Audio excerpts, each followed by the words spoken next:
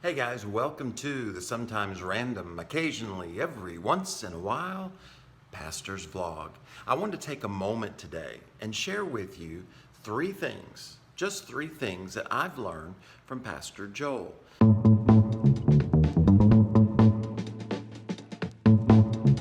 We're backstage, getting ready to go get on the four-wheeler. Don't like that hair, don't you?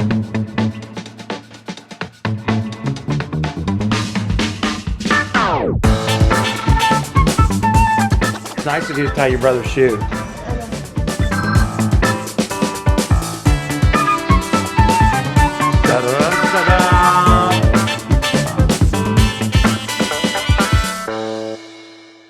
Steph and I just got back from a trip to Houston where we got to spend some time hanging out with him and his family. And there are three things that I've learned from him. Here's the first one: focus. Pastor Joel, and the years that I've known him, is incredibly focused. In other words, he knows what God has called him to do, and that is hope. And so if you've ever heard Pastor Joel speak, if you've ever been around him, there's one thing that he talks about over and over again.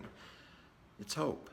And I got to thinking, in my life, the word is potential. In other words, everything I do is about challenging you to grow, to mature, to be everything that God's created you to be. I thought I was going to be a coach, a basketball coach. And instead, I'm more of a life coach, in the sense that I'm just challenging people to be the best husband, best wife, best business leader, best Christ follower that God created them to be. And so I'm going to challenge. You know, sometimes I get tired of challenging. I feel like I'm always saying, go, go, go. You can. Don't go there, go here, do this.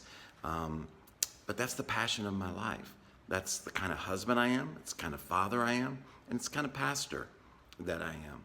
So that's the first thing I've learned from Pastor Joel. He's very focused. He doesn't let anyone get him focused on something other than what he feels called to do. The second word is believe in his call.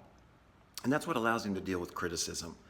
You know, he has a lot of folks who don't agree with the way that he does ministry, or maybe that one word of hope, but he has lots of confidence in what God has called him to do and what God hasn't called him to do. And he has lots of confidence that it is God that's called him, God that raised him up, God that's given him the opportunity, and God that's blessed him, put him in the position, whether it be Sirius Radio, whether it be television, whether it be Lakewood Church. It's this belief that God put him there, God called him, and that God has equipped him. And I've learned that because when you're confident that it's not my gifts, it's not my skills, it's not even my decision, it's actually God's call on my life that has put me where I am to do what I am doing, then it's easier to deal with whatever criticism. And you're going to face it, right? If you're doing anything, if you're going after the dream that God's put in your heart, you're going to get criticized because other people have other dreams. And a lot of times they don't understand that you have that specific word, that specific call on your life. So I've learned that stay focused. I've learned to have great faith in God's call on my life. And then the last thing that I've learned from Pastor Joel is to surround yourself with the best people and with people who believe in you and love you. It's amazing to see the type of people that Pastor Joel has surrounded himself with. Incredibly gifted, incredibly qualified people. And therefore, they have been able to leverage his gifts, to leverage his call that partners with their call to lift him up, to put the resources around him that allows him to run after what God's called him to do. And so those are the three things, right? I mean, and I would say this as well. They're not folks who are not only incredibly gifted, but they love him. I mean, you don't have to talk to them very long at all before you sense that they really do love him. And they believe in him. They believe in his call. They see God's hand on his life. They see the opportunities that God has provided for him. And I want to do those things in my life. I want to be focused. It's so easy to get distracted. It's so easy to look off in the wrong direction. I also want to have confidence, not in who my gifts. I'm a shy person, and so sometimes it makes what I'm doing difficult to do. But then I have to remember, no, God created me, and God knew who I was, and He called me because of who He created me to be.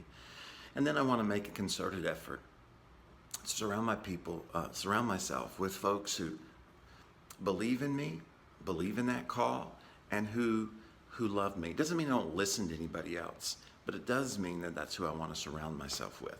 Anyways, I hope those things help you, because you have a word, you have a focus, something God has called you to do, and there are lots of people that God is raising up to partner with you.